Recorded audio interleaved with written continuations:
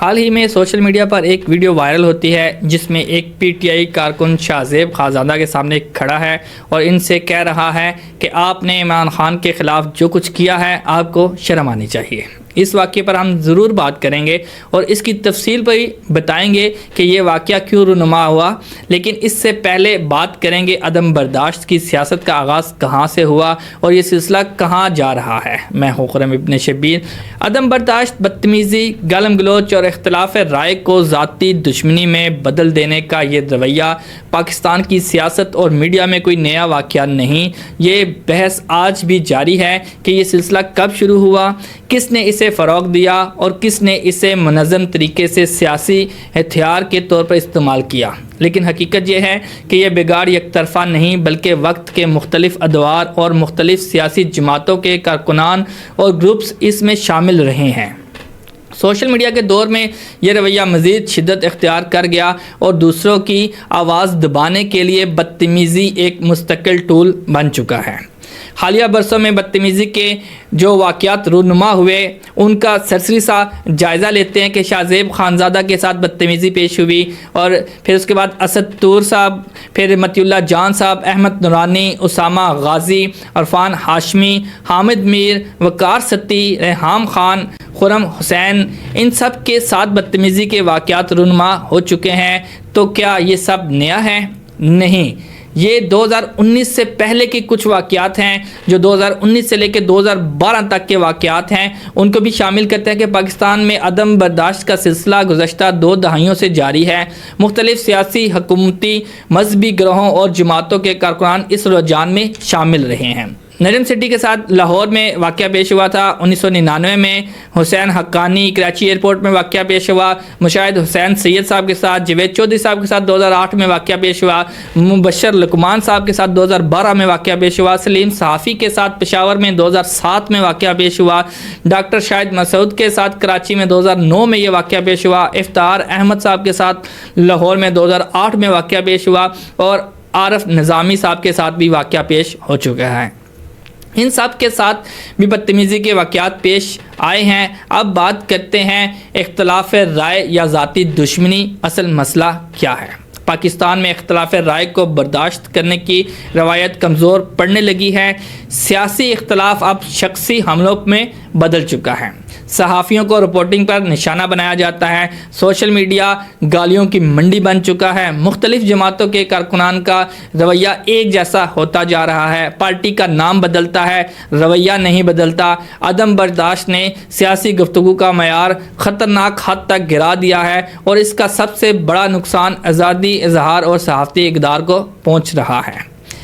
اب یہ جتنے واقعات آپ کے سامنے پیش کیے ہیں ان میں سے 75% واقعات پی ٹی آئی کارکنان سے منسوب ہیں، جبکہ باقی 25% باقی جماعتوں سے منسوب ہے۔ اس سے ثابت ہوتا ہے کہ پی ٹی آئی کارکنان شدت پسند اور اشتعال انگیز اور نفرت انگیز ہے جو کہیں بھی اور کسی بھی کو نشانہ بنا لیتے ہیں۔ اب ہم بات کرتے ہیں آج کے موضوع پر۔ کیا پاکستان میں صحافی، سیاستدان اور عام شہری واقعی محفوظ ہیں؟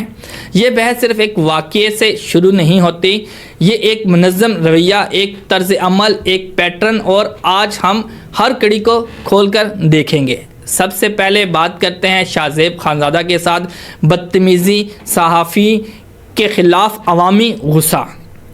حال ہی میں سوشل میڈیا پر ایک ویڈیو وائرل ہوتی ہے جس میں ایک پی ٹی آئی کارکن شاہ زیب خانزادہ کے سامنے کھڑا ہے اور ان سے کہہ رہا ہے آپ نے عمران خان کے خلاف جو کچھ کیا ہے آپ کو شرم آنی چاہیے۔ وہ مزید الزام لگاتا ہے کہ شاہ زیب نے بشرا بی بی یعنی عمران خان کی اہلیہ کے حوالے سے غیر منصفانہ پروگرام کیے ہیں۔ یہ معاملہ صرف لفظوں کا مسئلہ نہیں، طاقت، غصہ اور ہراسمنٹ کا ملاپ ہے۔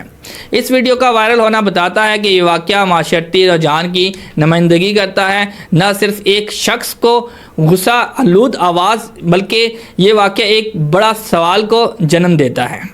کیا اگر کوئی صحافی طاقتور طبقے یا سیاسی رہنماؤں پر سوال کرے تو وہ براہ راست انتقام یا ذاتی حملے کا سامنا کرے گا؟ یہ افسوسناک بات ہے کہ اختلاف رائے اور صحافتی سوالات جو جمہوریت کی روح ہے، بدگمانی اور سنسناہٹ کا سبب بن رہے ہیں۔ اور یاد رہے یہ کوئی پہلی بار نہیں ہے کہ پی ٹی آئی کے کارکنان نے کسی کی تصحیح کی ہو یا اخلاقیات کو پس پشت ڈال کر لوگوں کو سر عام نشانہ بنایا ہو۔ اس سے پہلے بھی بے شمار واقعات ایسے ہو چکے ہیں جن میں کبھی صحافی کو جلسوں میں دھکے دیے گئے، کبھی خاتون رپورٹر کو ٹرولنگ اور گالیوں کا سامنا کرنا پڑا، کبھی عدالتوں کے باہر کارکنان نے ایک بھیڑ کی شکل اختیار کر کے ماحول کو خوفزدہ بنا دیا، کبھی پریس کانفرنسوں میں سوال کرنے والے صحافیوں کو ایجنٹ، لفافہ اور غدار جیسے لقبات دے کر خاموش کروانے کی کوشش کی گئی۔ یہ سب واقعات ایک ہی چیز کی نشاندہی کرتے ہیں کہ اختلاف رائے کو سنجیدگی سے برداشت کرنے کا حوصلہ نہیں رہا۔ کچھ کارکنان سمجھتے ہیں کہ اگر کوئی ان کے پسندیدہ لیڈر پر سوال کرے یا ان کے سیاسی بیانیے سے اختلاف کر لے تو وہ شخص عزت اور احترام کے قابل نہیں رہتا، اور یہی رویہ بتاتا ہے کہ یہ محض آئسولیٹڈ انسیڈنٹ نہیں بلکہ ایک مسلسل بڑھتا ہوا اور خطرناک رویہ ہے جس سے اجتماعی اخلاقیات کو کمزور اور معاشرتی تقسیم کو مزید گہرا کر دیا گیا ہے۔ حال ہی کی بات کی جائے تو علیمہ خان کا اڈیالہ جیل میں واقعہ، صحافیوں پر چڑھائی اور تشدد کا واقعہ بھی منظر عام پر آیا۔ 8 ستمبر 2025 کو علیمہ خان جو پی ٹی آئی کی بانی رہنما عمران خان کی بہن ہے نے اڈیالہ جیل کے باہر صحافیوں سے خطاب کیا جہاں ان کے کارکنان نے رپورٹر پر حملہ کیا۔ یہ واقعہ بتاتا ہے کہ بعض اوقات سیاسی کارکن صحافیوں کے سوالات کو صرف خطا نہیں بلکہ ذاتی دشمنی سمجھتے ہیں۔ جب یہ غصے کی لہر بڑھتی ہے اور کارکنان کو اس کا جواز محسوس ہوتا ہے تو صحافیوں کے لیے رپورٹ کرنا خطرناک ہو جاتا ہے۔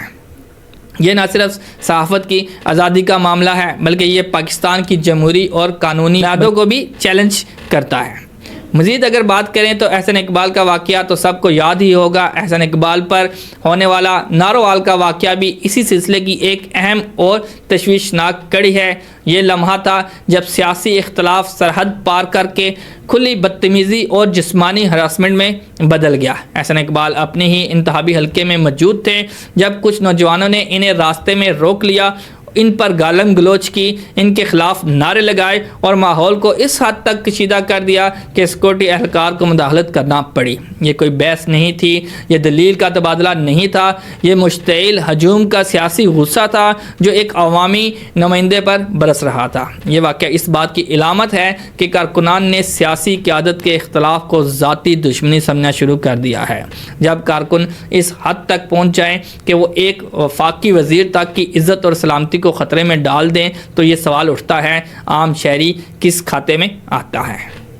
احسن اقبال کے ساتھ جو ہوا وہ کوئی انفرادی رد عمل نہیں تھا، یہ سیاسی جنون کا اظہار تھا، جنون جو برداشت، شائستگی اور جمہوری اقدار کے مقابلے میں زیادہ طاقتور ہوتا جا رہا ہے۔ ایسے واقعات ہمیں صاف بتاتے ہیں کہ اگر سیاسی قیادت اپنے کارکنان کو اخلاقی تربیت نہیں دیتی تو اختلاف دشمنی میں اور سیاست بدتمیزی میں بدل جاتی ہے۔ صرف یہی واقعات نہیں ہے بلکہ ایک مسلسل رجحان ہے۔ پی ٹی آئی کارکنان نے عورت صحافیوں کو ہراساں کیا، ہجوم جلسوں میں ان کے کیمرے مینوں کو نشانہ بنایا گیا اور تشدد بھی کیا گیا۔ چند صحافیوں کو پی ٹی آئی جلسوں میں نشانہ بنایا گیا جہاں ہجوم نے ان کے آلات توڑے، کیمرے کو نقصان پہنچایا اور ان پر جرحانہ رویہ اپنایا۔ یہ رجحان صرف جلسے تک محدود نہیں، کچھ صحافیوں کو آن لائن ہراسانی اور ٹرولنگ کا سامنا بھی کرنا پڑا ہے۔